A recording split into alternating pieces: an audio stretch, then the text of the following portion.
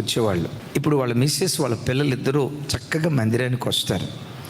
అయితే ఉపవాస ప్రార్థనలో ఆ పాప ఇంజనీరింగ్ సీట్ కొరకు ప్రార్థన చేసుకుంటే ఇంజనీరింగ్ సీట్ వచ్చిందట. సరే, మందిరానికి వచ్చి కృతజ్ఞతలు చెప్పడానికి తన తల్లితో కూడా బెడ్ వచ్చింది. ఒక్క 5 నిమిషాలు మాట్లాడి వెళ్తామన్నయ్య, మీ చేత ప్రార్థన చేయించుకొని వెళ్తాను, రండమ్మా కూర్చోబెట్టాను. మేబీ ఆ పాప వయసు 17 సంవత్సరాలు 18 సంవత్సరాలు అట్లుంటే, కొంచెం అటు ఇటు. ఆ పాప కూర్చొని మాట్లాడితే ఏముందో తెలుసా అన్న, నా జీవితంలో ప్రతిరోజు మానక కొన్ని విషయాల కొరకు ప్రతిదినం స్తుతిస్తా. అమ్మ, దేనికోసం స్తుతిస్తావురా? నంబర్ 1, ఇంత మంచి దేవుడు నాకు దొరికినందుకు మానక ప్రభుని స్తుతిస్తానన్నా. రెండవది, దేవుడు నాకు ఇచ్చిన ఇంత మంచి సంఘాన్ని బట్టి ప్రతి క్షణం మానక నా ప్రభుని ఆరాధిస్తానన్నా. ఈ పదే ఎంత మంచి సంఘం ఏంటి తల్లి అంటే, మాది పలానా ప్రాంతం, ఫ్రంట్ లైన్ చర్చ్. అప్పుడప్పుడు సెలవులకు మా ఊరు వెళ్ళాల్సి వస్తుంది. నాకు ఇష్టం ఉండదు, మా అమ్మ నాన్నకి ఇష్టం ఉండదు. కాకపోతే మా తాతయ్య, నాయనమ్మ, అమ్మమ్మ, తాతయ్య ఉండటాన్ని బట్టి అప్పుడప్పుడు మేము పుట్టినూరుకి వెళ్తాం.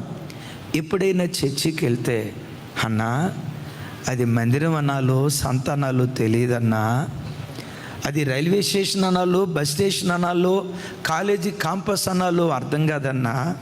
అబ్బాయిలు అమ్మాయిలు భుజాల మీద చేసుకొని ఆ బిడ్డ తల్లి ముందు చెప్తుంది, మందిరంలో ఎలాంటి కార్యాలు జరుగుతాయన్నా. కొన్నిసార్లు అనిపిస్తుంది, ఈ లవ్ మ్యారేజెస్ చేసుకోవటానికి వీళ్ళు చర్చిలకు వస్తున్నారు. వాళ్ళ తల్లి ముందు చెప్తుంది ఆ బిడ్డ. ఆరాధన అయిపోయిన తర్వాత మందిరపు ఎంట్రన్స్లోనే మగపిల్లలు క్రికెట్ బ్యాట్లు పట్టుకొని చెత్త కొట్టుకుంటారన్న. ఈ వాతావరణం చూసిన తర్వాత ప్రతిరోజు యేసయ్యా, నాకింత మంచి సంఘాన్ని మీరు ఇచ్చినందుకు నీకు స్తోత్రం.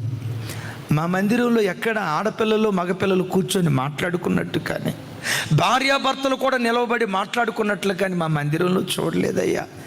ఇంత పవిత్రమైన వాతావరణం మా మందిరానికి ఇచ్చినందుకు నీకు స్తోత్రం. ప్రతిరోజు నేను ప్రభుని స్తుతిస్తానన్నానే. ఆ చిన్న బిడ్డ కన్నీళ్ళు విడుస్తూ చెప్తాను, దైవజనమా, ఈ ఇల్లు పరిశుద్ధమైన ఇల్లుగా కట్టబడాలి అంటే గోడల ద్వారా పరిశుద్ధత రాదు, నా బ్రతుకు ద్వారా మందిరానికి పరిశుద్ధత వస్తుంది. ఎన్నటెన్నటికీ ఇది పరిశుద్ధమైన ఇల్లుగా దేవుని సన్నిధిలో యేసు నామములో కట్టబడును గాక.